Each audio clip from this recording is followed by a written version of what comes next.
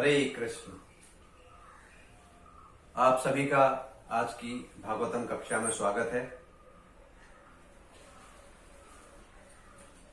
कल हम लोगों ने भागवतम के चतुर्थ स्कंद चतुर्थ अध्याय के श्लोक नंबर 29 और 30 पर चर्चा की थी। आज हम इसी चर्चा को आगे बढ़ाएंगे।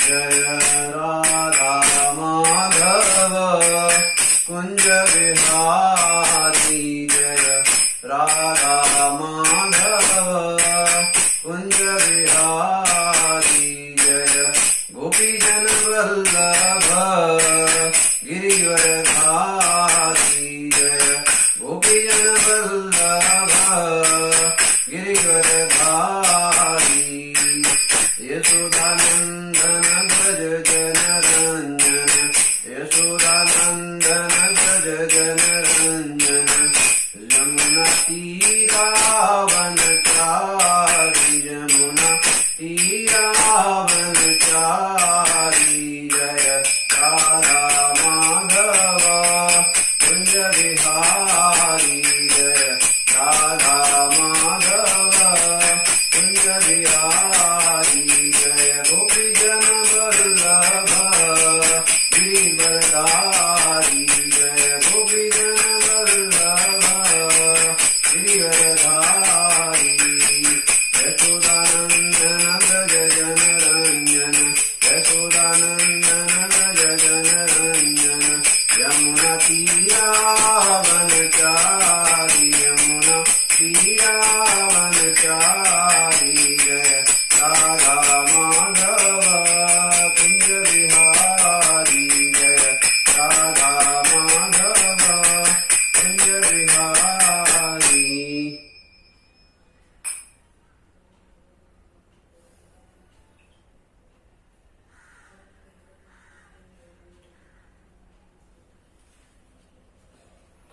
अभी हाल ही में श्री श्री राधा गोपीनाथ चौपाटी टेम्पल में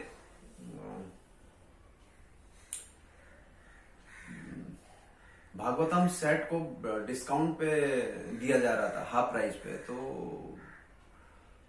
मुझे लगा कि कुछ विशेष ओकेजन है, तो निसंदेह विशेष ओकेजन था। बताया गया कि ये जो सुविधा दी जा रही है ये भागवतम के एक पूरे पठन कार्यक्रम के, हम खत्म तो नहीं कहेंगे, एक साइकिल कंप्लीट होने में, और बताया जा रहा है कि इस साइकिल को कंप्लीट होने में करीब करीब 26 साल लगे। मतलब भागवतम 26 साल पहले जो स्टार्ट की गई थी वो अब जाकर के 2021 में एक साइकिल कंप्लीट हुआ। अभी वहां पर दूसरा भागवतम का साइकिल शुरू किया गया है।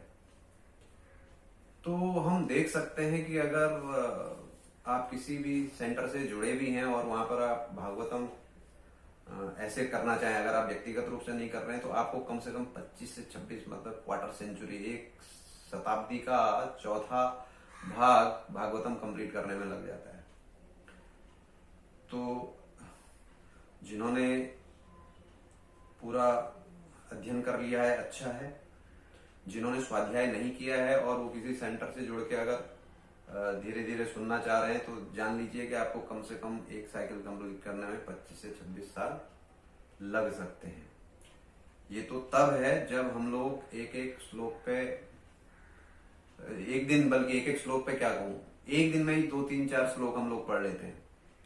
बताया जाता है कि श्रील भक्ति सिद्धांत सरस्वती ठाकुर ने भागवतम के पहले श्लोक पर ही 1 माह तक चर्चा की थी। तो अगर हम ये इस स्पीड पे जाएं और उसको उस तरह से ग्रहण करना चाहें, तो आप समझ लीजिए कि आपको पूरे 100 साल भी आयु कम पड़ेगी भागवतम पूरा करने के लिए। तो ये मैं इसलिए एम्फेसाइज कर रहा हूँ इस चीज पे कि ये कितना जरूरी है, स्वाध्याय कितना जरूरी है। जैसे हम लोग स्कूल जाते हैं तो टीचर होमवर्क देती है, तो इसी तरीके से मंदिर में तो होता ही है। हमें भी कोशिश करनी चाहिए कि हमें भागवतम का स्वाध्याय करना चाहिए, भागवत नित्यम सेवन करना चाहिए। अच्छा, इसमें जो खतरा महसूस होता है, और वहां पर एक वक्ता बता भी रहे थे कि जिस चीज को हम रोज रोज करते हैं तो उसको फिर हम लोग हल्के में लेने का ये एक आदमी की साइकोलॉजी होती है कि जिस चीज को आप रोज करते हैं उसको हल्के से ले लेते हैं। इसीलिए जब मैं कल भी चर्चा कर रहा था भागवतम पे, तो जैसा मैं आपसे कह रहा था, ये कछुए और खरगोश की कहानी नहीं है, बंदर और मगरमच्छ की कहानी नहीं है। ये कहानी कौन सुना रहा है और कौन सुन रहा है, उस पर हमें हर दिन अपने आप को याद दिलाना है कि भाई ये ऐसे व्यक्ति को सुनाई जा रही है कि जो 7 दिन में मरने वाले हैं। तो उस चीज से उस चीज की इंपॉर्टेंस और उसकी गहराई का पता लगेगा। हालांकि भागवतम को पूर्ण रूप से समझना ये हम जैसे जीवों के लिए बहुत मुश्किल है। कृष्णदास कविराज गोस्वामी महाराज चैतन्य चरितामृत में बोलते भी हैं कि भागवत की गहराई के लिए वो एक एनालॉजी देते हैं, कहते हैं कि भागवत जो है वो सागर की तरह गहरा है, तो उसकी गहराई मापना हम जैसे लोगों के लिए बहुत मुश्किल है, उसके लिए गोताखोर चाहिए। सागर की अगर गहराई वाकई में किसी को मापनी है तो बड़े बड़े गोताखोर जो होते हैं, और वो भी फिर 50 किस्म की अपने ऊपर इक्विपमेंट लगा करके फिर वहां जाते हैं और तब गहराई माप पाते हैं। तो वो कहते हैं कि हम लोग बस इसको किनारे पर खड़े होके उसमें जो लहरें हैं उनको खाली छू सकते हैं, तो इतना भी हो जाए तो हमारा जीवन धन्य हो जाए। और कल हमने देखा ही था जब हम षड्रिपु की बात कर रहे थे, मैंने आपको बताया था ये कैंसर की तरह है। षड्रिपु अपने अंदर जनरेट होते हैं, ये बाहर से नहीं है, बाहर वाले का आप इलाज भी करवा लोगे, अंदर से जो चीज बन रही है उसका इलाज करवाना थोड़ा कठिन हो जाता है। और स्पेशली उन षड्रिपुओं में ईर्षा, क्योंकि जैसे एक एग्जाम्पल लीजिए, काम, अगर आपके अंदर काम जागृत हो रहा है तो आप उस ऑब्जेक्ट को हटा सकते हैं अपने आप को सेंसेस में लाने के लिए या अपने आप को कंट्रोल में लाने के लिए। लेकिन ईर्षा एक ऐसी चीज है कि दूसरा कर रहा होता है, आपके कंट्रोल में ही नहीं है। मैंने ये भी कल चर्चा की थी कि आध्यात्म के अंदर में भी ईर्षा आ सकती है। टेम्पल में हम ब्रह्मचारी बन गए सब त्याग करके, लेकिन वहां पर भी क्या हो सकता है, अरे ये तो अभी कल ही आया, इसको टेम्पल प्रेसिडेंट बना दिया, हम तो इतने साल से यहाँ पर सेवा कर रहे हैं, हम तो थाली धोने से आगे नहीं बढ़ पाए। तो इस किस्म की चीजें अगर हमारे मन में घर कर जाएं तो मतलब वो हमने उन पर कंट्रोल नहीं किया। और हर दिन हमारा ये काम है कि हम उसका एनालिसिस करें कि क्या ये हमारे अंदर उत्पन्न तो नहीं हो रही है, क्योंकि अगर ये षड्रिपु हमारे अंदर उत्पन्न हो जाएं तो फिर जो हमारा आनंद का स्रोत जो है बाहर चला जाता है, फिर हम जो है आनंद बाहर ढूंढने लगते हैं। कहने का मतलब है हम लोग फिर परजीवी बन जाते हैं, पैरासाइट बोलते हैं ना, हम लोग बाहर की चीजों में आनंद ढूंढने लगते हैं, जबकि आनंद हमें पता है, हमारे शास्त्र बताते हैं आनंद हमारे अंदर है, परमात्मा अंदर बैठे हुए हैं, तो हमको अंदर की तरफ देखना चाहिए। लेकिन ये षड्रिपु ही ऐसे हैं जो हमें अंदर की तरफ देखने के जगह बाहर। कहने का मतलब है आपकी हर चीज की चाबी दूसरे के पास, आपके आनंद की चाबी दूसरे के पास, तो वो स्थिति नहीं आनी चाहिए। तो हम पहले इस चर्चा को आगे बढ़ाएंगे जहां से हमने कल छोड़ा था। कल हम लोगों ने 30वें श्लोक तक चर्चा की थी, आज हम 31वें श्लोक से आगे चर्चा करेंगे। ओम नमो भगवते वासुदेवाय, ओम नमो भगवते वासुदेवाय, ओम नमो भगवते वासुदेवाय। 31वां श्लोक। वदत्येवं जने सात्वं दृष्ट्वा सुत्या गमद्भुतं दक्ष्यं तत्पार्षदा हन्तु मुदं तिष्ठिन्नु दायुधा। शब्दार्थ, वदति बातें कर रहे थे, एवं इस प्रकार, जने जबकि लोग, सत्या सती की, दृष्टवा देखकर, असुत्यागम मृत्यु देह त्याग, अद्भुतम आश्चर्यमय, दक्षम दक्ष, तत् पार्षदाः शिव के अनुचर हंतुम मारने के लिए उदिष्टन उठकर खड़े हुए उदायुधा अपने हथियार उठाए। शब्दार्थ by his divine grace AC Bhaktivedanta Swami Shri Prabhupada. जिस समय सब लोग सती की आश्चर्यजनक स्वेच्छित मृत्यु के विषय में परस्पर बातें कर रहे थे, उसी समय शिव के पार्षद जो सती के साथ आए थे अपने अपने हथियार लेकर दक्ष को मारने के लिए उद्यत हो गए। तात्पर्य, सती के साथ जो पार्षद आए थे वे विपत्तियों से उनकी रक्षा करने के लिए थे, किंतु वे अपने स्वामी की पत्नी की रक्षा करने में असमर्थ सिद्ध हुए। इसलिए उनके लिए वे मरने का मन बना चुके थे और मरने से पूर्व वे दक्ष को मारना चाहते थे। अनुचरों का कर्तव्य है कि अपने स्वामी को सुरक्षा प्रदान करें, किंतु इसमें वे असफल रहें तो उन्हें मर जाना चाहिए। श्लोक नंबर 32। तेषामापततां वेगं निश्याम्य भगवान् भृगु यज्ञध्येनं यजुषा दक्षिणाग्नौ जुहावः।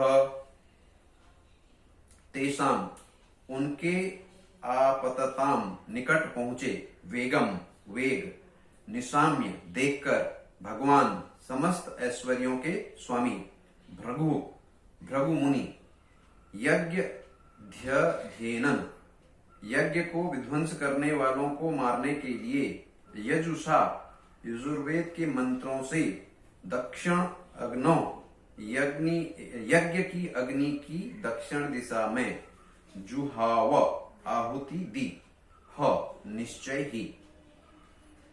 शब्दार्थ, वे बलपूर्वक आगे बढ़े, किंतु भृगु मुनि ने संकट को ताड़ लिया और याज्ञिक अग्नि की दक्षिण दिशा में आहुति डालते हुए उन्होंने तुरंत यजुर्वेद से मंत्र पढ़े, जिससे यज्ञ को विध्वंस करने वाले तुरंत मर जाएं। तात्पर्य, यहाँ पर वेदों के शक्तिशाली मंत्रों का एक उदाहरण है जिनके उच्चारण से अद्भुत कार्य हो सकते हैं। इस कलयुग में कुशल मंत्र उच्चारण करने वालों को ढूंढ पाना कठिन है। अतः इस युग में वेदों में संस्तुत समस्त यज्ञ वर्जित हैं। इस युग में केवल एक यज्ञ की संस्तुति की गई है और वह है हरे कृष्ण मंत्र का कीर्तन, क्योंकि इस युग में यज्ञ संपन्न करने के लिए आवश्यक धन को एकत्र कर पाना संभव नहीं है। ठीक से मंत्रों का उच्चारण करने वाले ब्राह्मणों की खोज कर पाना तो और भी कठिन है। श्लोक नंबर 33। अध्वर्युणा होयोमाने देवा उत्पेतु रोजसा, ऋषभो नाम तपसा सोमं प्राप्तः सहस्त्रशः। अर्धर्युणा पुरोहित भृगु द्वारा हूयमाने आहुति डाले जाने पर देवा देवता उत्पेतु प्रकट हुए, ओजसा परम शक्ति पूर्वक, ऋषभव ऋभुगण नामक तपसा तपस्या द्वारा, सोमम सोम प्राप्त हुए, सहस्त्र हजारों। जब भृगु मुनि ने अग्नि में आहुति डाली तो तक्षण ऋभु नामक हजारों देवता प्रकट हो गए। वे सभी शक्तिशाली थे और उन्होंने सोम अर्थात चंद्र से शक्ति चंद्र से शक्ति प्राप्त की थी। तात्पर्य, यहाँ कहा गया है कि अग्नि में आहुति डालने तथा यजुर्वेद से मंत्रों के उच्चारण से ऋभु नामक हजारों देवता उत्पन्न हो गए। भृगु मुनि जैसे ब्राह्मण इतने शक्तिशाली हुआ करते थे कि वे वैदिक मंत्रों का उच्चारण करके ऐसे शक्तिमान देवताओं को उत्पन्न कर सकते थे। आज भी वैदिक मंत्र उपलब्ध हैं, किंतु उच्चारण करने वाले नहीं हैं। वैदिक मंत्रों के उच्चारण से अथवा गायत्री के ऋक मंत्र के उच्चारण से मन वांछित फल प्राप्त हो सकता है। इस कलयुग में भगवान चैतन्य ने केवल हरे कृष्ण के कीर्तन द्वारा सभी सिद्धियों की प्राप्ति संभव बताई है। श्लोक नंबर 34 और ये इस अध्याय का अंतिम श्लोक है। तैरलातायुधे सर्वे प्रथमा सह गुह्यका हन्यमाना दिशो भेजु रुष द्विव्रात तेजसा। तह उनके द्वारा, अलात आयुध है, अग्नि के हथियारों से, सर्वे सभी, प्रथमा भूतगण, सह गुह्यका गुह्यों को सहित, अन्यमाना आक्रमण किए गए, दिशा विभिन्न दिशाओं में, भेजु भग गए, उस जलते हुए, ब्रह्म तेजसा ब्रह्म शक्ति से। शब्दार्थ, जब ऋभु देवताओं ने भूतों तथा गुह्यकों पर यज्ञ की अधजली समिधाओं से आक्रमण कर दिया तो सती के सारे अनुचर विभिन्न दिशाओं में भागकर अदृश्य हो गए। यह ब्रह्म तेज अर्थात ब्राह्मण शक्ति के कारण ही संभव हो सका। तात्पर्य, इस श्लोक में आया हुआ ब्रह्म तेज सा शब्द सार्थक है। उन दिनों ब्राह्मण इतने शक्तिशाली हुआ करते थे कि वे इच्छा शक्ति से तथा वैदिक मंत्रों के उच्चारण से ही आश्चर्यजनक कार्य संपन्न कर लेते थे। किंतु अवनति के इस आधुनिक युग में ऐसे ब्राह्मण मिलते ही नहीं हैं। पांचरात्रिक पद्धति के अनुसार इस युग में सारी आबादी शूद्रों की मानी गई है, क्योंकि ब्राह्मण संस्कृति विनिष्ट हो चुकी है। किंतु यदि किसी में कृष्ण भावना अमृत को समझने के लक्षण दृष्टिगोचर हों तो उसे वैष्णव स्मृति विधान के अनुसार भावी ब्राह्मण स्वीकृत करके उच्चतम सिद्धि प्राप्त करने के लिए समस्त सुविधाएं प्रदान की जानी चाहिए। इस पतित युग में जीवन की परम सिद्धि प्राप्त करने का यदि कोई साधन है तो भगवान चैतन्य वह अमूल्य की देन है, जिसमें हरे कृष्ण कीर्तन की प्रक्रिया को ग्रहण करके आत्म साक्षात्कार के समस्त कार्यों की पूर्ति हो सकती है। इस प्रकार श्रीमद् भागवत के चतुर्थ स्कंध के अंतर्गत सती द्वारा शरीर त्याग नामक चौथे अध्याय के भक्ति वेदांत तात्पर्य पूर्ण हुए।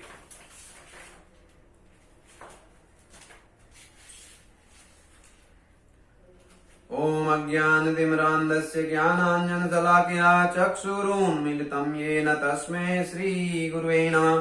श्रीचैतन्य मनोभीष्टं स्थापितं येन भूतले स्वयं रूप कदा मह्यं ददाति स्वपदान्तिकम्।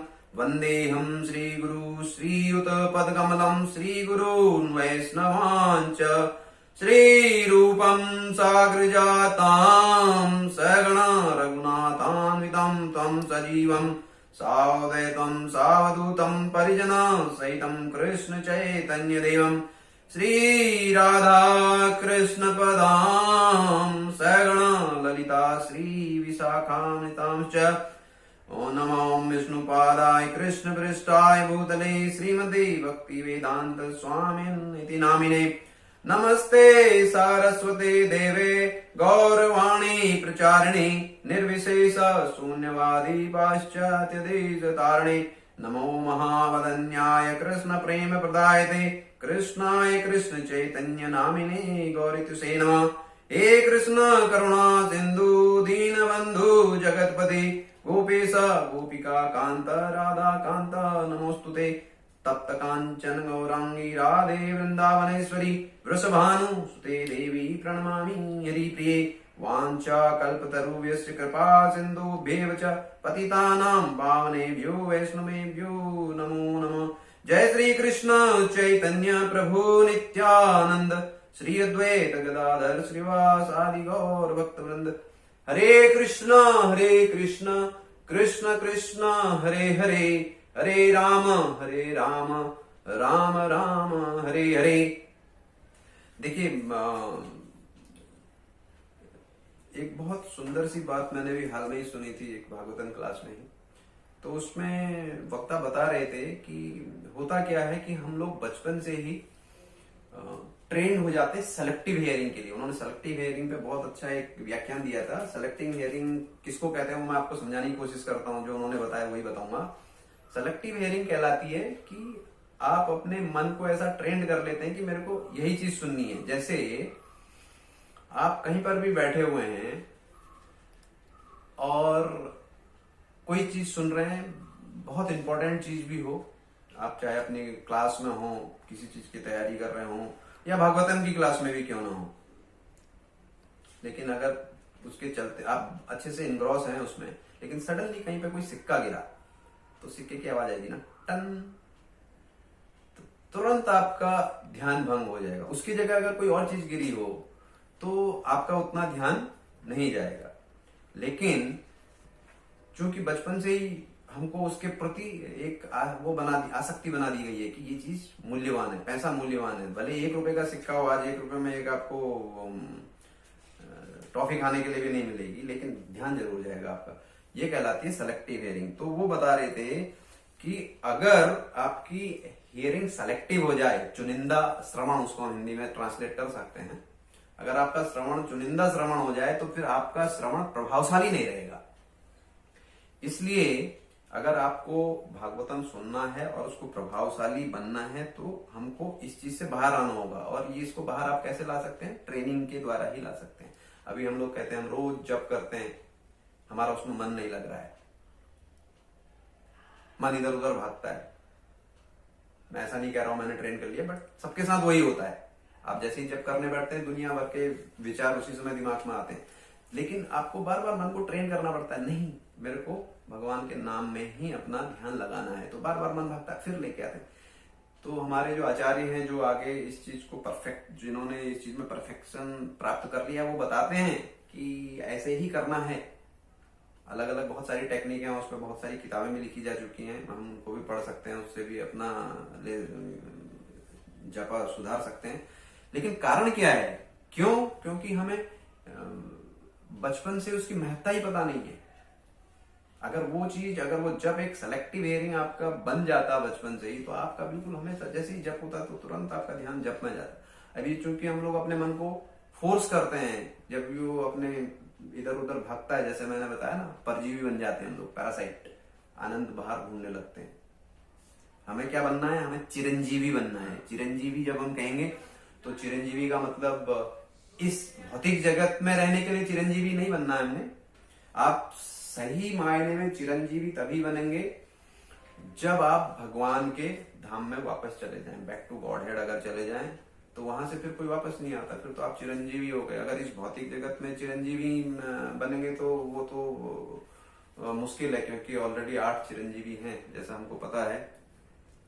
उसमें से 7 के लिए 7 जो हैं वो पॉजिटिव में है। एक थोड़ा श्राप के कारण अश्वत्थामा जो है, उन्होंने पांडवों के बच्चों की हत्या कर दी थी सोए में, तो उनको एक श्राप मिला था कि आप यहाँ भटकते रहोगे। बाकी 7 जैसे हनुमान जी हैं, परशुराम हैं, और मार्कंडेय ऋषि हैं, कृपाचार्य हैं, और कौन कौन आते हैं, राजा बलि उसमें होते हैं,